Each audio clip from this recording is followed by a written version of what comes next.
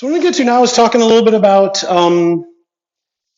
actually sort of aiming towards that first question that was asked about what if the child doesn't feel like they've sinned, and the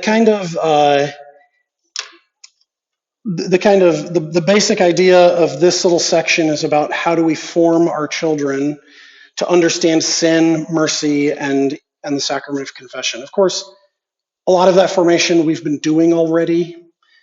We've been trying to do here at church in class, but you've also been doing this, for your child's entire life, whether you know it or not, is forming them, forming their understanding. And so I think it's helpful to talk for just a minute about what generally kids at this age level, what they understand and how they think about right and wrong.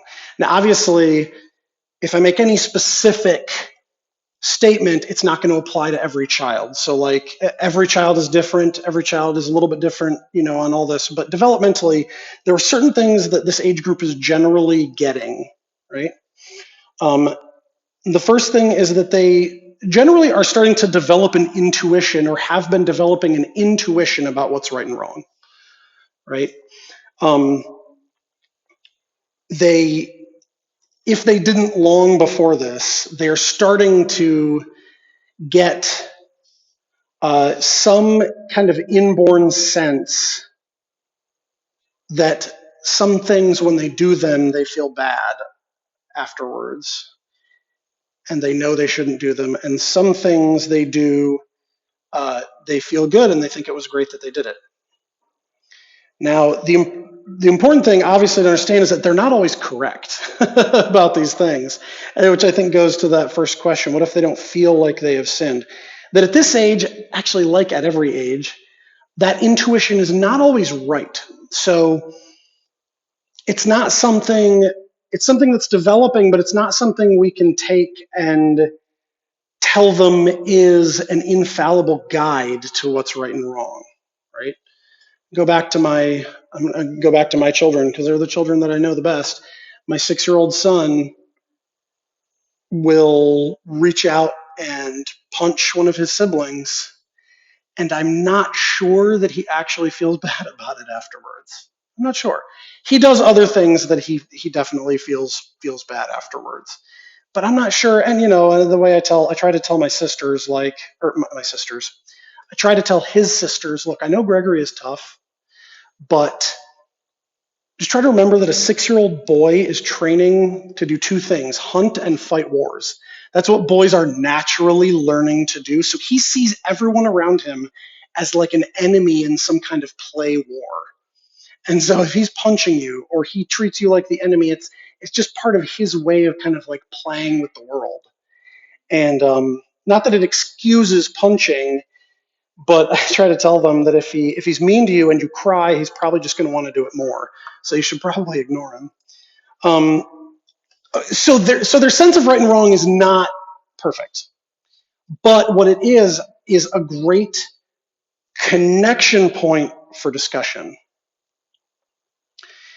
If we can notice those moments, notice those things that our kids sort of naturally feel good or bad about, then we can take those as like entry points to educating them. So if your child does something, let's say goes out of their way to do something nice, something generous, that's a moment that maybe you can ask them, how did it feel to do that? Would you like to do that? Would you like someone else to do that for you? Like, your sister came in and made your bed. Like, how did that feel when she did that? That's a good connection point.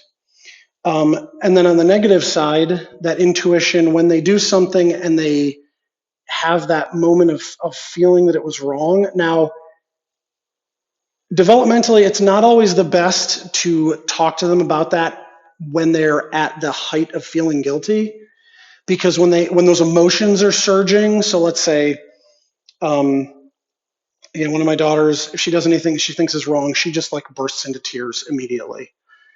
That's not the moment to educate, because physiologically, when you have that emotional reaction, your brain is not really open to learning from it.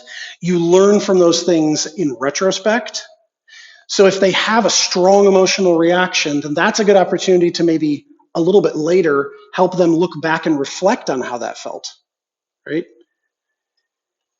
Um, I never forgotten in my entire life when I was a teenager, um, something I said to my mom. One sort of cruel thing I said to my mom. I think I was 16, and the look on her face. I have literally never forgotten this, and it has for a long time served as a reflection point for me to kind of think about like being careful with the words I use with other people, being kind, speaking kindly with people. We remember those things. So that intuition, that's a great thing that is developing in them that you can use as a way to start to educate them. Second, kids at this age, they really generally are getting a pretty good grasp of rules. Right? That's something that is worked on in school a lot with them. It's something that we as parents, grandparents often have for them. And they've been living with rules for long enough now that they are getting a sense that it's a sort of a list of things you don't want to break these, right? Um, Especially if they are living in an environment where the consequences are fairly clear. Um, so, if you spit on your sister, then you are not playing video games today or tomorrow, right? And if that's consistently enforced, then at this age, they're getting a grasp of how rules work. And that is a good connection point with the Ten Commandments. Again, this list that God gives us in the Old Testament that we use really to reflect on our actions all the time in the church. And so kids at this age, they can get the Ten Commandments. They can get that God said, don't do that, that, and that. Now they might need some help kind of discerning what each of those means, but the concept of rules is really getting solidified for most kids at this age.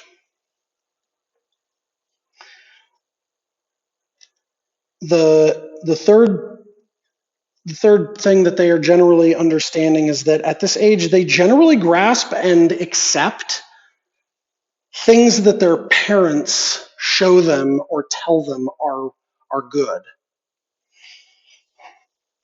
right? So at this age, kids, for the most part, and obviously there's always going to be exceptions, and there's always going to be little things around the edges, but for the most part, kids at this age, they will accept what their parents tell them. They will accept trusted authorities. They will accept what is said by people that their parents obviously trust. So, for example, to go from the rules list of the Ten Commandments, which is all negative things, right? Thou shalt not steal, thou shalt not kill, thou shalt not commit adultery, to go to the commands that Jesus gives, which are generally more positive things, right? So things like love your neighbor, love your enemy, pray for those who do wrong to you, feed the hungry, visit the lonely, clothe the naked, right? The greatest commandment that Jesus gives us, do this in memory of me for the Mass. These things children will generally accept and try to practice if they see that they matter to the adults in their lives, especially their immediate guardians, their parents, their grandparents, those people who are close to them. Kids at this age will generally accept those things. They haven't really gotten to a developmental stage where they will try to test or reject things, in an experimental way. They're not going to get to that age until we're doing more like confirmation prep. And right now, they generally will accept those things. So if you want to form your child, then one of the top things you should realize is that what you show them as a priority, they're going to generally latch onto. If there was nothing more important, I remember, well, let me think.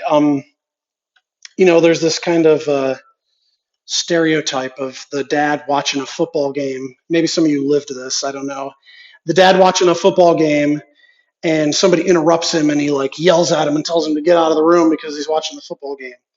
Well, what is that teaching the child? It's teaching the child that a sporting event is more important than being kind to your own child, right? That's what you're showing them. Um, I find that well, I better keep moving because I realize that I can talk a lot longer than we have time for. So, right. So those are the things. Those are things that they can generally understand. That they're generally getting a good grasp of. So now the question is, how then do they decide, and do we decide what is right and wrong, what to do at a given time?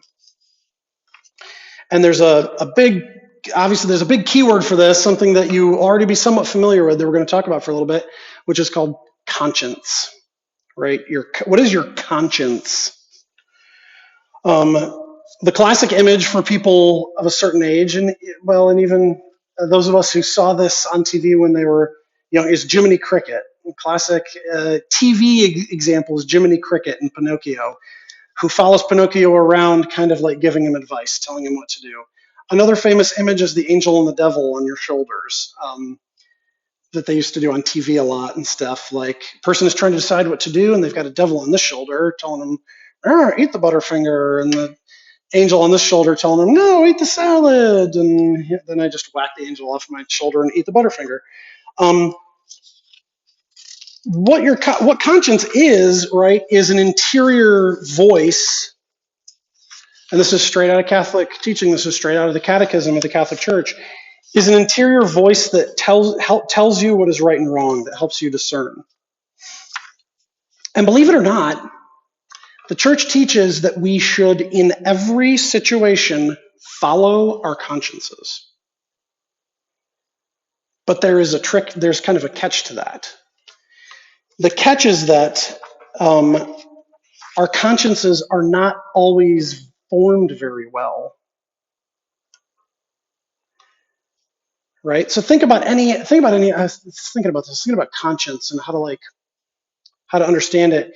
And I think it's helpful maybe to think about other sort of like interior voices that you have. And for me, I think about it in terms of like habits in my life. So when I'm deciding what to eat, what do my interior voices tell me? Well, I struggle with eating junk food, with eating too much food, with drinking too much caffeine. So a lot of the time, my interior voice is telling me, just a couple more Hershey's Kisses are not going to hurt you. You had a really rough day. You should stop on the way home and get a king size Reese's Nutrageous. It'll help you feel better, right? So it's an interior voice that's telling me something, but my mind, when I step back and reflect, knows that I haven't necessarily formed it very well, right? I have taught that voice to tell me to eat junk food when I'm bored or when I am feeling bad or before bed, right? And our consciences are kind of the same way. They get formed by the habits that we take on and by the things that we consume.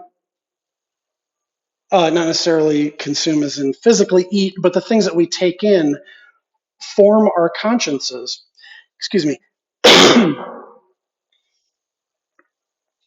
Now, the thing we got to face is that there's no question that you are helping, and that you have been their whole life, helping your children form their consciences, form their senses of what is right and wrong. The only question is this: what do you choose to help your child form their conscience? And what do we choose to form our own consciences as well, right?